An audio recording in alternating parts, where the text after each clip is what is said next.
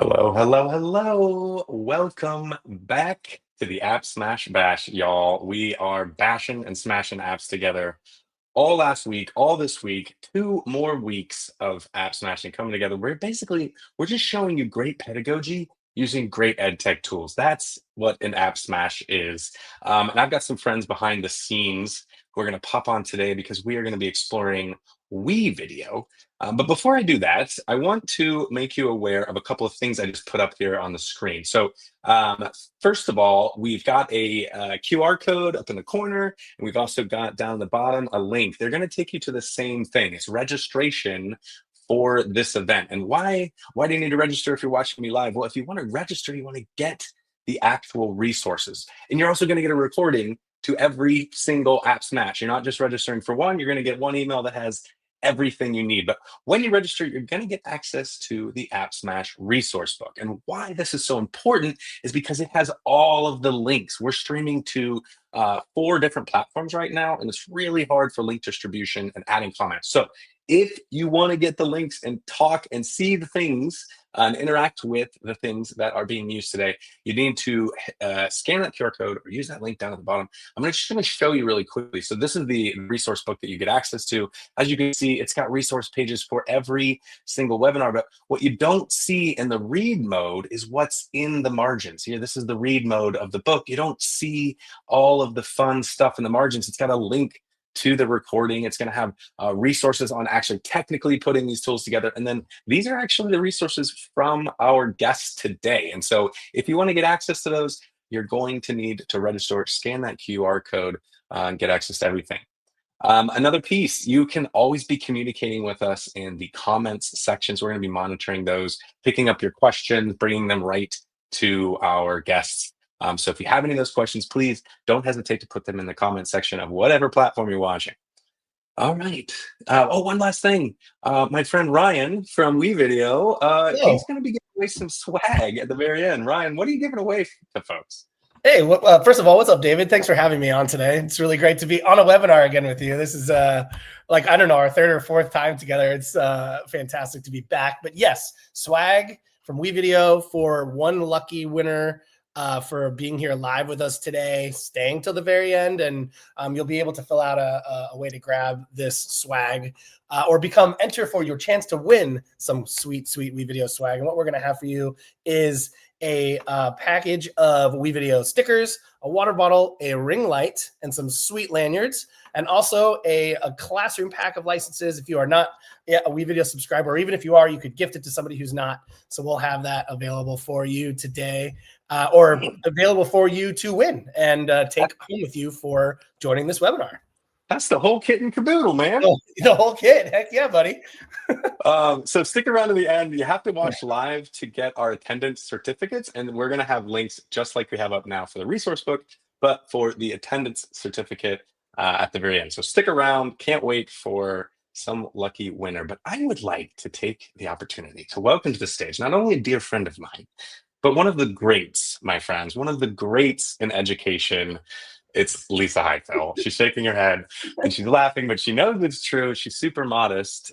Lisa's going to be joining us today and just really diving in deep into how you can be using video in your classroom, why you should be using Book Creator in your classroom, why WeVideo is definitely the choice to use. But I don't want to take any more time away from Lisa, so I'm going to turn it over to you, Lisa. Introduce yourself. Tell us a little bit about who you are.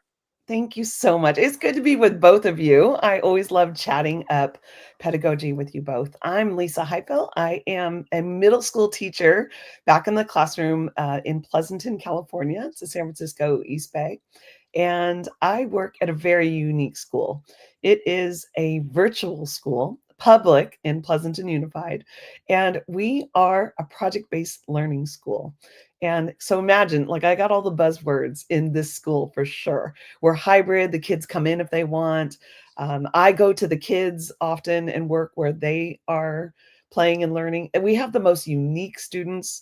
And, you know, we are a design thinking school. We started after the pandemic, and the kids started right off with their school mascot. They designed themselves. They said, we're the phoenixes, because we are rising from the ashes of COVID, and we love being virtual and continuing with our productive lives. I was like, okay, That's I'll powerful. follow. Tell me what else we're doing. Yeah. They made the logo. I mean, it's just incredible what these kids can do when you stand back, give them the right tools, and just say, show me what you know. And that is like my motto for teaching now. And I'm just so excited every chance I get to show the work that they're doing, because it's amazing what kids are capable of. Yeah.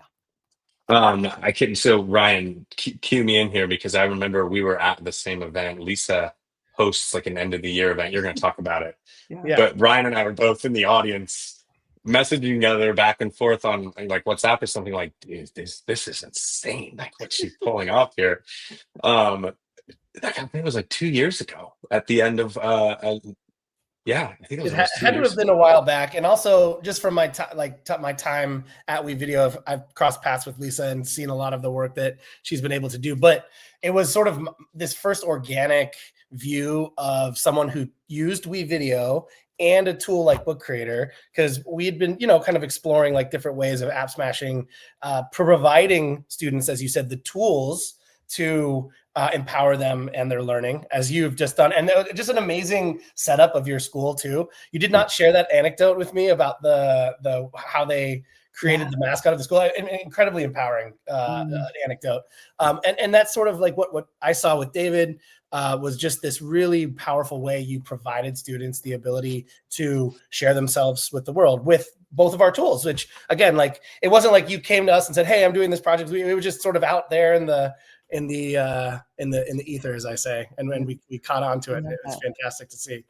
I agree. And now Lisa did not start at this pinnacle of amazing. Okay. And so we're going to be breaking down for you. These are high level, these are amazing projects from these students, but we're going to be breaking down for you how we got to this point. So, Yes. Lisa, what have you got? We're going to show some resources, I think. Yeah. So Should I put your screen up?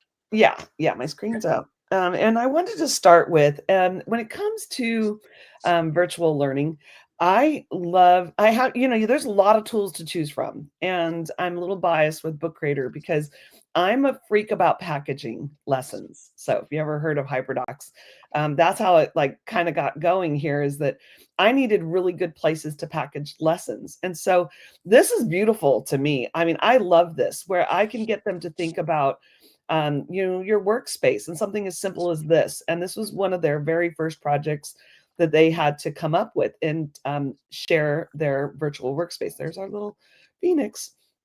And so that was a really important part of how I got going with Book Creator. But then I started doing 20 time projects. And 20 time projects, it's the passion projects, or there's a lot of different names for a 20 time project. Basically, students had 6 months to explore a topic of their interest and do research and follow the design thinking process, and then come back and put something back into the world, show what you know. And one of their requirements for this is they needed an authentic audience. So you can't just, gone are the days of where you just fill out this worksheet, tell me what you know, write this 5-paragraph essay, turn it in, and I'm the only one who sees that. I knew these virtual kids, you may think virtual students want to be hidden away. They're hiding in their houses. They are waiting to be seen and heard and shared across the globe. And that's what our purpose was. Well, my purpose with the projects, and their purpose was, of course, to share what they are interested in. So, for example, I just want to look at this whole bookshelf of my middle schoolers, 6th, 7th, and 8th graders, picking topics that they cared about. That car bike conflict one. A little backstory on that one. The student rides, because he's in virtual school, he rides 200 miles a week on his bicycle. And he's doing Everesting on his bike, where he goes up and down the local mountain 72 times. I'm like, what? And he was in 7th grade when he was doing this. And he wanted to talk about car bike conflict. And so I'm going to get there where we're going with this. He started calling the city council in our town and saying, I need to talk to you about this very important issue. And they just did not know how important it was to him. So little things like that, like we finally got one of the city council members to come to our in-person showcase, and he had his ear, and I put him right next to the urban ecology student, and they kept the guy busy all night, because that is the most important thing that you can do here, with giving them Okay. that authentic audience. It's just Okay, let me stop. I have a question. I got to stop real yeah. quick. So these projects, like students calling, representatives, students, passionate about something that want to bring it for us. This was all like a part-time thing. This wasn't like a built-in. You're not in like history class. You're calling this a 20-time project. They're doing Yes. this like on their own free time, or like a Yeah. sliver of time that you've given them maybe each class period. Okay.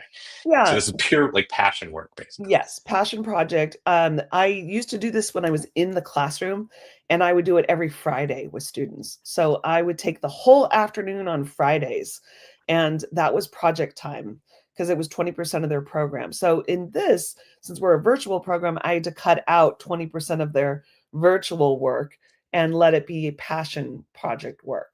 And so you got to clear the space for them. And then there were check-ins every month. That's a whole other, you can have me back for that topic. This project, running this, is incredible. We're starting again in January, and we run it January to May, with breaking down how to do the design thinking process. So it's Man. really organized and spelled out for them. This is the final culmination. Now, I chose Book Creator because, is this not beautiful? I mean, I love this bookshelf so much. Every year, I change the color of the bookshelf so we know what year was what. But the kids love showcasing. And it's so easy. I can showcase all their projects with one link. And it's just incredible, because you can just see this. You're getting access to these, and you can open them and see their work. Now, this is definitely a showcase of work. So the package, one student did a PVA Friday Art 20-time project. So they have their voice in here, why they started this in-person club. This is their actual project on the second page. So if you click on there, it's another, like, we're going matrix here. Look, books within books. And Dagny did this whole book about her Friday Art, and getting kids to come in person and connect, and their reflections. So it's the biggest part for me is their challenges and successes, and their reflections, and in their voice, and about themselves. And that was really powerful to be able to showcase that. This is the package for that. Their projects sit within these packages. So you can tell I have really interesting students. Lots of hockey students. Are you noticing a theme here? Mm-hmm. Lots of hockey books. I have about 20 students who are full-time hockey players, and they travel all over the place playing tournaments, and they are legit. They are really good hockey players, and it's such a unique experience. I actually go to the hockey rink once a week and work with them at the hockey rink. And so they are on the ice, and then they're off the ice, and they've got their pads and their skates, and we're editing essays and working on their projects. And I'm teaching them WeVideo in the hockey rink. It was pretty funny. It's amazing. Lisa, we talked about it. I got to come jump over the hill. See, for those I didn't set it up, but I'm also streaming from Northern California in Lisa's backyard, basically. So we got to set up some time, and I've got to come see that in action, because that sounds amazing. The kids all want to see you. Now, this started when I started teaching them WeVideo at the hockey rink, like freezing. I got my gloves on, and I mean, it's amazing learning space. They all of a sudden, it hit them. They're all trying to get into D1 schools, be professional hockey players. And they said, oh, we can make our own recruiting videos. I'm like, yes. So they're like going beyond the school assignment and seeing like, oh, I'm going to use this in my life with WeVideo. And so they're like, I'll do your project, but then I want to make my recruiting video. And that's to tie that back to what you're talking about, a hierarchy of audience is kind of like one of the core components of this project, whether it's video or whatever else it is, and how you're packaging it with Book Creator. It's an incredibly motivating thing for students to know that the teacher is not going to be or their peers even are not going to be the only people that are sharing this or seeing this and understanding that. And so you take that leap to making a recruitment video, right? To use this tool to share who they are. And the connections between the real world and school that you're creating are just incredibly palpable in these projects. It's really inspiring.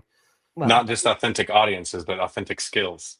You know, Yeah. I mean, we live in a world of video. You probably watch 10 times more videos a day than you used to 5 years ago. Just with all the bombardment of social media and the easy ways to get oh, videos to our faces, knowing how to make a good video and capture the audience that's huge.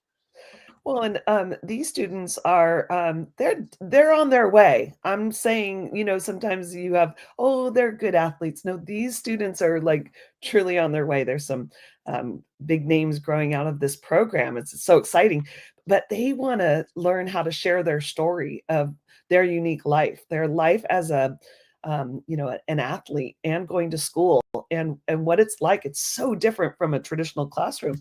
So what a better way to do that than getting them to use something that can showcase their stories. And this this partnership, Arjun and RJ, wanted to do a podcast, a hockey podcast. And it is modeled after another hockey podcast that I want to give credit to.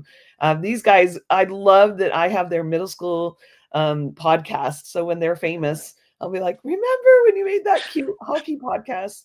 I mean, it wasn't cute. It's very good. I mean, it's amazing. But they also do, their travels. And I kept saying, this is such a special moment in your life that you're traveling and doing school. They do Zoom calls with me from the airport. I'm like, you guys, you need to be enjoying your trip and capturing it.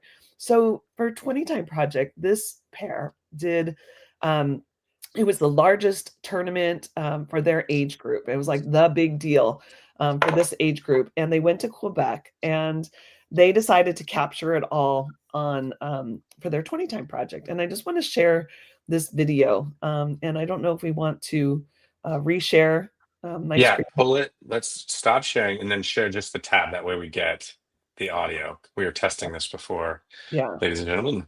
Don't worry the technical difficulties. Pay no attention to the man behind the curtain. And as you're doing that, Yeah, I can just say, despite the name of WeVideo, they also can do podcasting, as Lisa mentioned, inside of the tool as well. So that's another thing that I can tee up at the end here. But yeah, I love that idea of doing modeling podcasting after other podcasts as well as I vamp as you all get your Mm.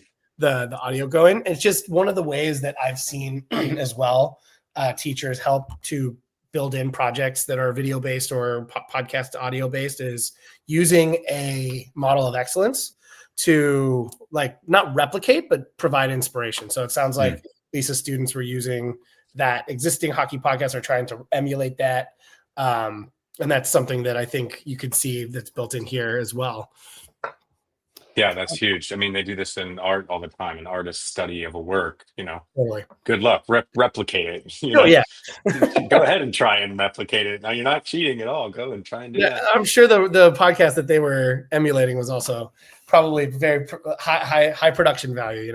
Yes, it was. It was really cute. And we were trying to do it over Zoom. Yeah, right.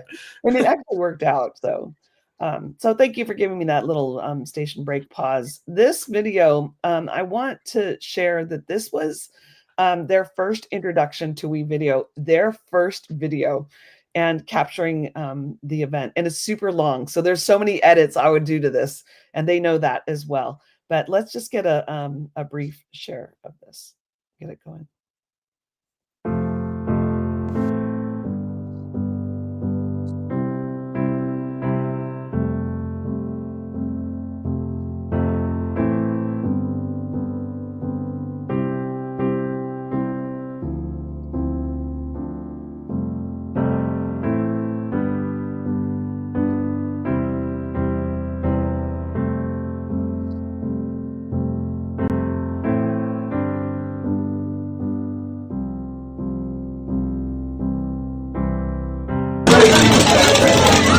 No, wait, that's mine. When you're done, there's trash cans behind you. wait, Please don't throw your stick on the ground. Hey, wait.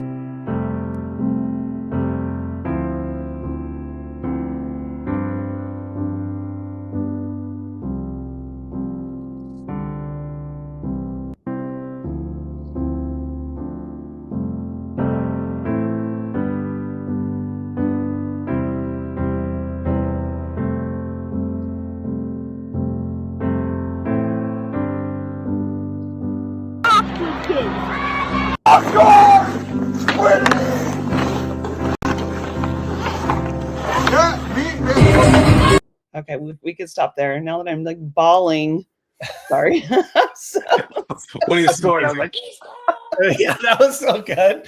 that definitely looked like a little miniature professional hockey player too. That was Right? some nice skating. oh Yeah. yeah. Oh yeah, they're Yeah. good. Oh, but it's, I mean, to know them behind that video Right. and the like, did you have to choose that music from, That was an excellent choice to create the tone of the Right? story, and it had the effect that I think they desired, which was to pull on people's emotions. That's awesome. It was incredible, and I was so impressed at the end, that last scene I had to show you when they were, one of their favorite memories was skating outside in the Yeah. snow, and because the dad that they were staying with, the family they stayed with, had made a hockey rink with the hose, and it was snowing, and they let the camera sit. I mean, that angle, I was like, "You guys, you're pros. We need to Yeah. go further with this."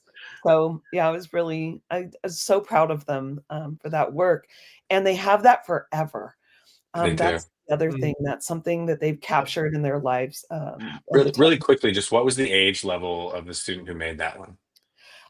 They are 12-year-olds. Okay. Yeah. Yeah. So they're making videos at that level at Yeah. 12. Imagine where they'll be in 5 years, Oh, yeah. having learned of, all the iterations and all the reps. Yeah, I love Yep. that. That's So beautiful. I'm gonna stop screen sharing and go back to my other screen because I have all the tabs there for you. Yes. And I will say, More. for first-time video editors, I love that they tried to include as many transitions as possible, different kinds of transitions. But it was really fun to see. And I know sometimes, like, as someone who has taught video editing and filmmaking in an after-school setting, it's like, I really want to go in and edit and make this look like, But I thought that's a perfect example of, like, an authentic story that's told that doesn't need that, right? It doesn't need to be what we would view or deem as professional. It really told their story, and their lives came through very well on the screen. And I thought they made really great ideas and choices behind the music and the transition. So it was, thanks for sharing that. That was awesome. I think you love their reflections. This is gold to me as a teacher here, and you always have to never skip the processing and reflection period when you've done a project like this. And for them to even say, I mean, this one is just gonna, look at that, how to be a better storyteller, how powerful you can make and share a story through images and video. They Love said that. that on their own. Thank you. And then they want a class on editing. That's great. Awesome. But That's I just great. think, when you ask kids to share what they know or show what they know or what's important to them, they give you these little gold nuggets. And that's why I'm just going nuts over this library, because there are little gold nuggets all over this library of these little hidden treasures and passions that they have. I mean, it's just incredible. So, Lisa, we had a question come in from Andrea. They're watching on YouTube. Loving the idea of 20 time projects. Big claps there, but wondering a little bit about the assessment side of the piece. How are you cueing in students to know what they're being graded on here, especially since it's a passion project and stuff? yeah. You're not So grading them on like their love of hockey, right. This is a whole background. Like every step of this project, once a month, there's check-ins, and they get graded on rubrics throughout the process. So by the time this is showcased, I've already pretty much graded this project. It's got sent back multiple times, for their writing, for their research. They've met with me, and they have definitely a rubric, that's followed, and they know their grade as they go. And one of my favorite parts about a project, if you want to make it really authentic, when I get them their final rubric, they have an opportunity, because I make my deadline like a month before I actually want the deadline. I send them the final grade and rubric, and I said, you have one last chance. A project is always ongoing. If you wish to revise it and meet with me, you can level up and I'll change your grade. Wow. I mean, think about that in real life and what we're saying about that. How often do you work on something that gets sent back multiple times until you get it right? Not just until you get a grade. Right. They were shocked by that the first time. And then I wanted to build that intrinsic motivation for, oh, I can still keep going with this. And not everyone takes you up on it. They're like, I'm so sick of this project. Yeah. And that's their prerogative, you know? Yeah. But that's part of teaching design thinking as well, right? The iteration and the continuing to, use prototyping or testing or whatever it is, editing, revising, right? Never being finished, but always iterating on something until you've gotten it right instead of you've gotten a grade. I love that turn of the phrase right there. That's great. Our joke became step away from the book. Step away. Done. You could be done. It's okay. Step away. Stop changing things. I don't know where they got that from. I don't know where I tend to be like that myself. But whether it was hockey or this kid's passion for his Rubik's cubes, and he made these like incredible videos. I mean, it's just amazing what this student has done with these passions. Or I'm packaging curriculum for the students. It's just been such a great experience. I do want to share before we run out of time, my very last, my current project I'm doing with the students. I'm doing this in conjunction with Rushton Hurley, one of my favorite inspirational educators. If you don't know Rushton Hurley, look his work up. He does a fire prevention project. And I have built out this project-based learning unit on a bookshelf. So I didn't do that with the 20 time project, but lesson part 1 is we were learning how to capture with WeVideo, how to create. And these are all WeVideo's videos. So I didn't have to make all of this, which is incredible. I just packaged it for my students. Like I said, there's my instructions. Here's what you do next. And then they go to the next step. And so their next step right now, they're working on this step. This is how you do the writing for your script. And so I'm talking to them about writing the script and tips for making your script just right. I mean, this takes explicit instruction for this because you're making 30-second videos. And so they don't have a concept of what that is. And then I'm going to actually have them reiterate and try to get it down to 20 seconds and down to 10 seconds with revisions. It's a great challenge. That is a huge challenge. That's such a cool idea. Yeah. So the books that Lisa's showing, I just want to point this out. Use that link down there to get access. So she's sharing these resources with us. So you just have to punch in the link and you'll get them into your inbox. But I love the way you package things too. It's like, it's so broken down into the right steps. I don't know how to. Well, they're virtual. It's kind of asynchronous. You got to be able to look at this bookshelf and know what to do. And that is a great way for kids to learn because I'm not telling them, I'm not forcing them to do it. They have to be motivated to follow it. And it's just a different way of instruction. And I did this in the classroom too, though. So I encourage people to do this because it really helps students to build that executive functioning.